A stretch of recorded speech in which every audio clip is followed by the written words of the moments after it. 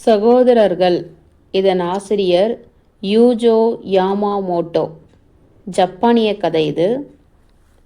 அண்ணா, இது நல்லது தானே? எங்கே இப்படி கொண்டா பார்ப்போம் என்று மூத்தவன் தன்னிடம் காட்டப்பட்ட காளானை பார்ப்பதற்காக திரும்பினான். ஹூஹும், நல்லதில்ல. நான் பிடுங்குவது போல இருக்க வேண்டும். தான் பிடுங்கிய காளானை சின்னவனிடம் காட்டினான். இல்லையா என்றான் சின்னவன். அவன் குரலில் ஏமாற்றம் தொனித்தது. கையில் இருந்த நாய்க்குடையை பார்த்தபடியே நின்றான். அதில்ல என்றான் மூத்தவன். குடைக்கு கீழே துணி கொசுவி வைத்தது மாதிரி இருக்கணும்.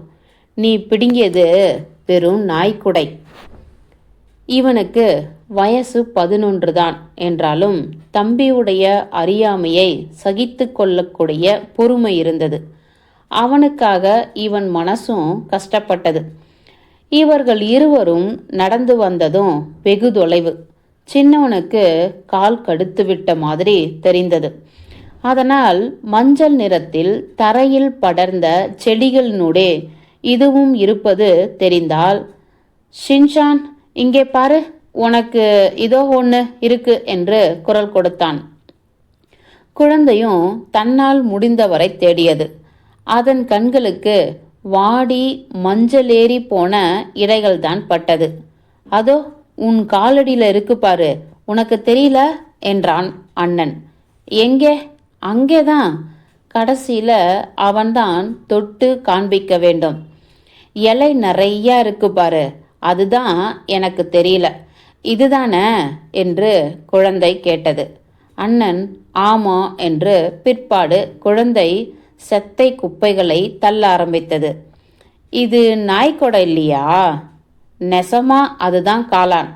அதை பிடுங்கடா. சிறுவன் அதை பிடுங்கினான். ஆனால் அதை உடனே கீழே எறிந்து விட்டான். அசிங்கத்தை தொட்ட மாதிரி. ஏண்டா, ஏன் எரிஞ்சிட்ட? அசிங்கமா இருக்கு. ஏன்? குழந்தை பதில் ஒன்றும் சொல்லவில்லை. தலையை தொங்க போட்டுக்கொண்டு பார்த்தது. அண்ணனுக்கு புரிந்ததனால் புன்சிரிப்பு வந்தது. அது அப்படிதான்.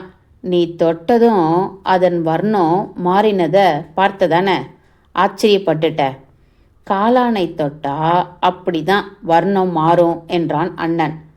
அப்படின்னா ஒன்றும் செய்யாதே. ஒன்றும் பண்ணாது.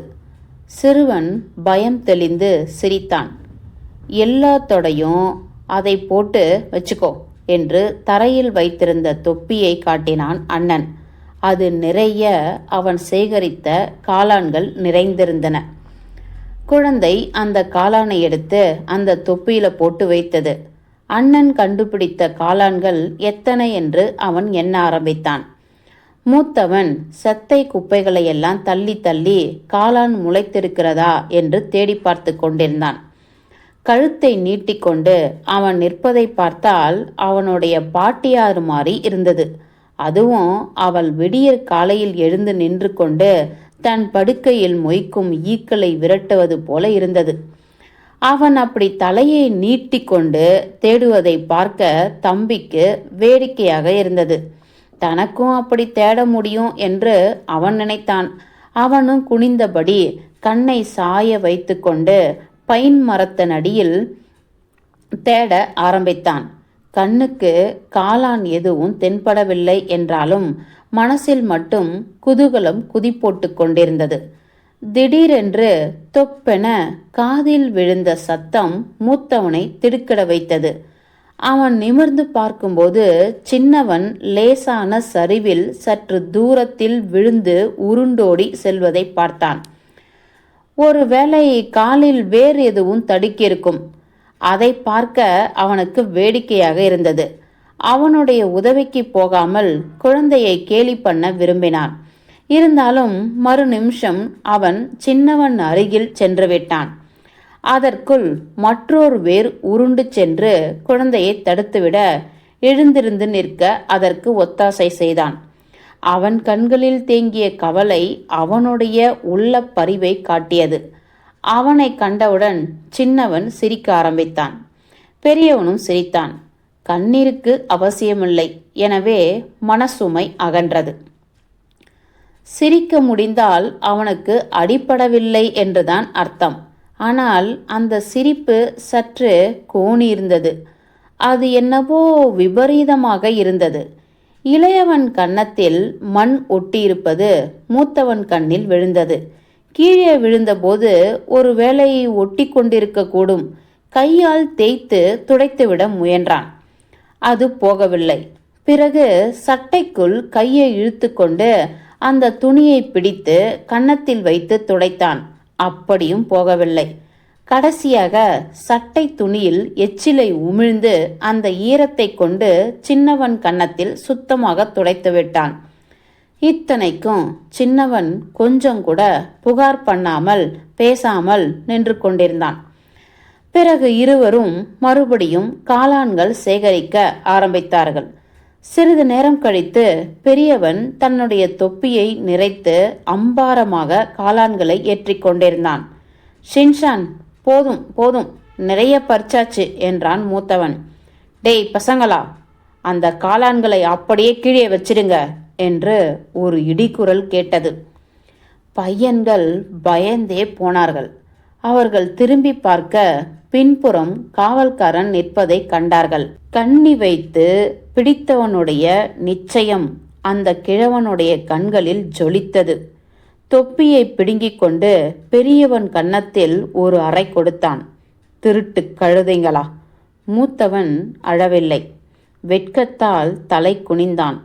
மேலே விரல் படாதது போனாலும் வீச்சென்று குரலெடுத்து அழத் தொடங்கினான் சின்னவன்.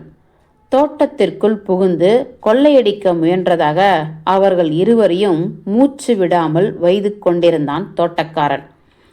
இந்த பக்கத்துல காலடி வச்சிங்களோ முறிச்சு தொங்க விட்டுடுவேன் என்று கூவிக்கொண்டே கிழவன் அவர்களை விரட்டி கொண்டு சென்றான்.